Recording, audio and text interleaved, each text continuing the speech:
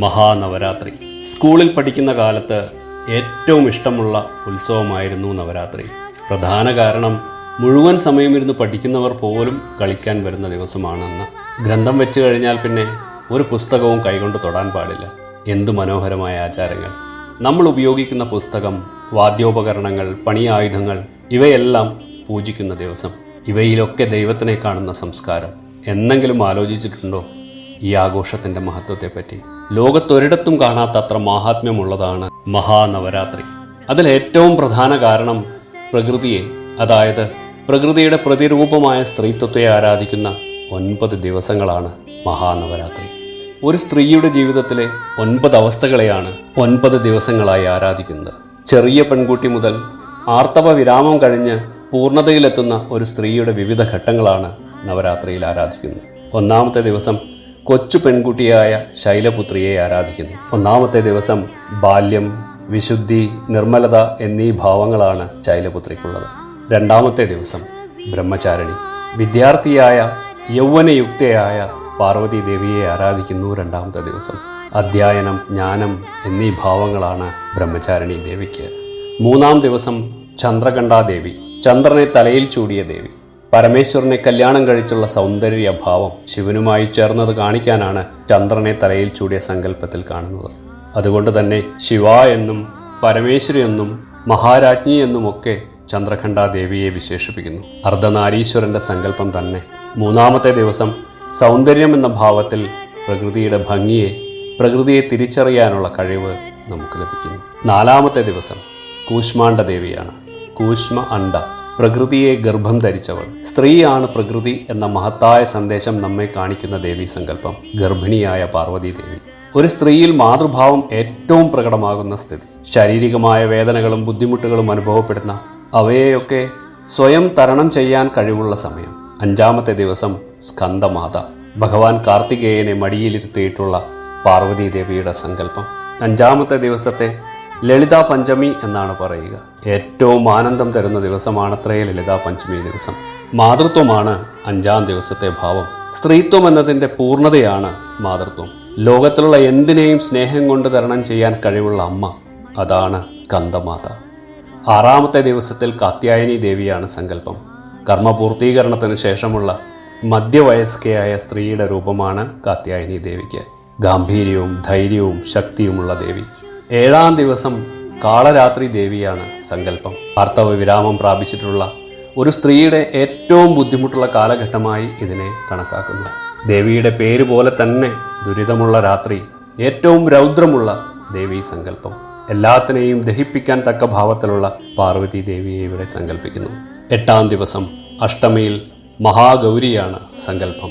ആർത്തവ വിരാമത്തിലെ ബുദ്ധിമുട്ടുകളൊക്കെ മാറിയിട്ടുള്ള അമ്മൂമ്മ അല്ലെങ്കിൽ മുത്തശ്ശിയുടെ ഭാവമാണ് ദേവിക്ക് അഷ്ടമിയിൽ.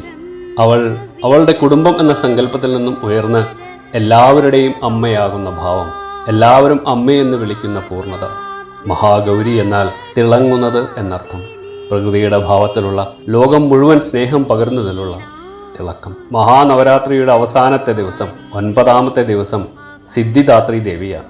ആത്മീയതയുടെ പൂർണ്ണമായ ഭാവം, ആത്മസാക്ഷാത്കാരം നേടിയിട്ടുള്ള ഭാവം, ജീവിതം എന്നതിൻ്റെ തിരിച്ചറിവ്, ഞാൻ ആരാണെന്ന് തിരിച്ചറിഞ്ഞുള്ള ഭാവം, അതാണ് പാർവതി ദേവിയുടെ സിദ്ധിദാത്രി ദേവി ഭാവം.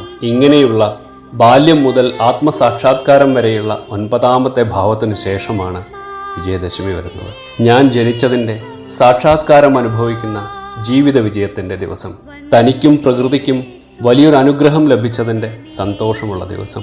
ജീവിതത്തിൻ്റെ ഗതിയിലുള്ള 9 ഭാവത്തെ നമ്മൾ ദേവീ രൂപത്തിൽ ആരാധിക്കുന്നു. ലോകത്തൊരിടത്തും കാണാത്തത്ര പാവനമായ സങ്കല്പമാണത്. സ്ത്രീയെ, മാതൃത്വത്തെ ബഹുമാനിക്കുന്ന ഒരു വലിയ സംസ്കാരമാണ് മഹാനവരാത്രി. സ്ത്രീയിലൂടെ, ഭഗവതി രൂപത്തിലൂടെ നമ്മൾ ആരാധിക്കുന്നത് പ്രകൃതിയെ തന്നെയാണ് എന്ന് നമ്മൾ തിരിച്ചറിയുക കൂടി വേണം. ശിവനും ശക്തിയും ഓരോ വ്യക്തിയിലുമുണ്ട് എന്നതാണ് സങ്കല്പം. ദേവിയെ ആരാധിക്കുന്നതിലൂടെ ഓരോ വ്യക്തിയും അയാളുടെ ജീവിതത്തിൻ്റെ ഉയർച്ച കൂടി മഹാനവരാത്രിയിലൂടെ നമുക്ക് മനസ്സിലാക്കി തരുന്നു. സാധാരണയായി 4 നവരാത്രിയുണ്ടത്രേ ഒരു വർഷത്തിൽ. ഒരു സാധാരണ വ്യക്തിയെ സംബന്ധിച്ച് 2 നവരാത്രിയെ ആരാധിക്കാറുള്ളൂ എന്ന് മാത്രം. വസന്ത നവരാത്രിയും ശരത് നവരാത്രിയും. അതിൽ തന്നെ ഭാരതം മുഴുവൻ ആചരിക്കുന്നത് ശരത് നവരാത്രിയാണ്. വസന്ത നവരാത്രി പൊതുവെ ശ്രീരാമനവമിയുമായി ബന്ധപ്പെട്ടാണ് ആചരിക്കപ്പെടുന്നത്. എന്നാൽ ശ്രീചക്ര ഉപാസകന്മാരെ സംബന്ധിച്ചിടത്തോളം 4 നവരാത്രിയും പ്രാധാന്യമുള്ളതാണ്. ഈ 4 നവരാത്രിയും ഓരോ ദേവതയ്ക്ക് വേണ്ടിയുള്ള ഉപാസന കൂടിയാണ്. വസന്ത നവരാത്രി ലളിതാംബിക ഉപാസനയ്ക്കും, മഴക്കാലത്തുള്ള നവരാത്രി വരാഹി ദേവിക്കും, ശരത് നവരാത്രിയിൽ ദുർഗാ പരമേശ്വരിയും, മാഘമാസത്തിലേത് രാജമാതംഗിയുമാണ് ഉപാസനാമൂർത്തികൾ.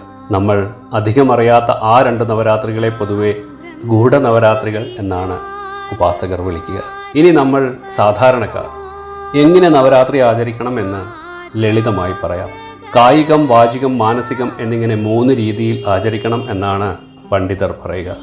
9 ദിവസത്തെ 3 ദിവസം വീതമാക്കി സരസ്വതി, ലക്ഷ്മി, ദുർഗ എന്നീ ഭാവത്തിലാണ് പൊതുവെ ആചരിക്കപ്പെടുന്നത്.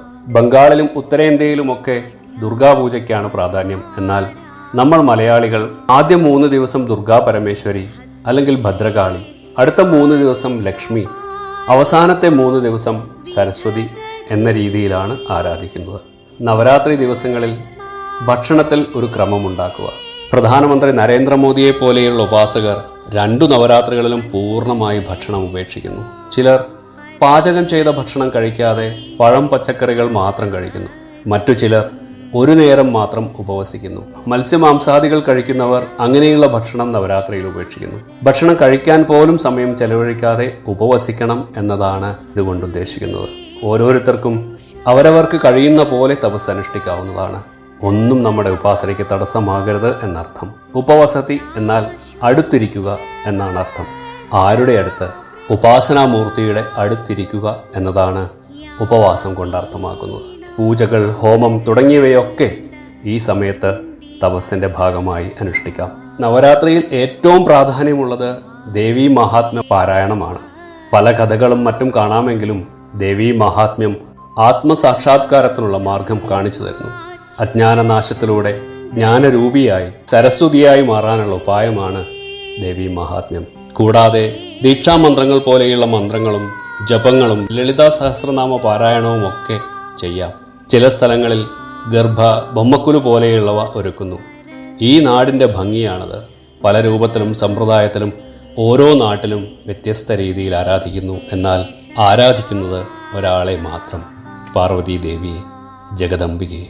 കായികവും വാചികവുമായ സാധനയിലൂടെ അമ്മയിലേക്ക് ലയിക്കുന്നതാണ് മാനസികമായ തപസ്. മെഡിറ്റേഷൻ പോലെയുള്ള സാധനയിലൂടെ ദേവിയെ അറിയുകയും അതിൽ ലയിക്കുകയും ചെയ്യുകയാണ് മാനസികമായുള്ള നവരാത്രിയിലെ സാധന. തന്ത്രസാധനയിലൂടെ വേദാന്ത ദർശനത്തിലേക്ക് എത്തിച്ചേരാനുള്ള മഹത്തായ സങ്കല്പം, മഹത്തായ ആചാരം, അതാണ് മഹാനവരാത്രി. ഈയൊരു തപസ്സിലൂടെ മനസ്സും ശരീരവും പരിശുദ്ധമാകുന്നു. നമ്മളറിയാതെ നമ്മളിലേക്ക് ദേവീ ചൈതന്യം നിറയുകയും ചെയ്യുന്നു. ഒന്നിൻ്റെ മുന്നിലും വീണുപോകാതെ നമ്മളെ സംരക്ഷിച്ചു നിർത്താൻ അമ്മ എന്നും നമ്മുടെ കൂടെ തന്നെ ഉണ്ടാകും. സ്ത്രീ അമ്മയാണ്, ഭാര്യയാണ്, മകളാണ്, സഹോദരിയാണ് എന്നൊക്കെ എല്ലാവർക്കും അറിയാം. എന്നാൽ അവൾ പ്രകൃതി കൂടിയാണ് എന്ന് തിരിച്ചറിയുമ്പോൾ നാം അവളെ കൂടുതൽ ബഹുമാനിക്കാൻ തുടങ്ങും. അവളുടെ സന്തോഷങ്ങൾ, അവളുടെ കഷ്ടപ്പാടുകൾ, അവളുടെ ത്യാഗങ്ങൾ എല്ലാം തിരിച്ചറിയുന്നത് കൂടിയാകട്ടെ ഓരോ നവരാത്രിയും. ഓരോ സ്ത്രീയും പരമേശ്വരിയായ ജഗദംബികയാണെന്ന ഭാരതത്തിൻ്റെ സംസ്കാരത്തെ നമുക്കും നെഞ്ചോട് ചേർത്ത് ആചരിക്കാം. അടുത്ത തലമുറയിലേക്ക് പകർന്നു നൽകാം. ഏറ്റവും നല്ല രീതിയിൽ ഈ മഹാനവരാത്രി നമുക്ക് ഉപവസിക്കാം. അമ്മയുടെ അനുഗ്രഹം എന്നും ഉണ്ടാകും. മനുസ്മൃതിയിൽ പറയുന്നു, എത്ര നാര്യസ്തു പൂജ്യന്തെ രമന്തേ തത്ര ദേവത. എവിടെ സ്ത്രീയെ ബഹുമാനിക്കുന്നുവോ അവിടെ ഐശ്വര്യമുണ്ടാകും. എങ്കിൽ മാത്രമേ ഈ പ്രകൃതിക്ക് നിലനിൽപ്പുള്ളൂ എന്ന് സാരം. അമ്മേ നാരായണ.